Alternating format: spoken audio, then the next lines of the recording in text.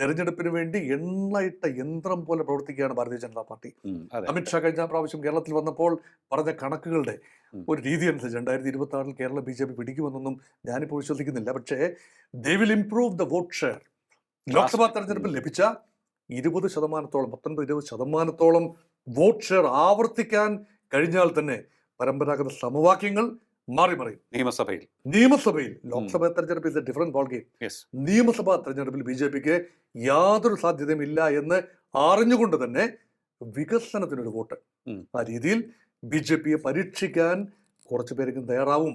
പരമ്പരാഗത BJP വോട്ടിന് ഉപരിയായി. തീർച്ചയായിട്ടും ഇപ്പോൾ ഒരു വിഭാഗം കോൺഗ്രസിനെ സപ്പോർട്ട് ചെയ്തിരുന്ന ഒരു വിഭാഗം ജനങ്ങളുണ്ട്, CPM-നെ പിന്തുണച്ച് നിൽക്കുന്ന ഒരു വിഭാഗം ജനങ്ങളുണ്ട്. അവർ ഹാർഡ് കോർ പാർട്ടി പ്രവർത്തകരല്ല. പക്ഷേ ഈ രണ്ട് പാർട്ടി സംവിധാനങ്ങളുടെയും കുറേയേറെ വീഴ്ചകളിൽ അവർ ആകെ മനം മടുത്തിരിക്കുകയാണ്.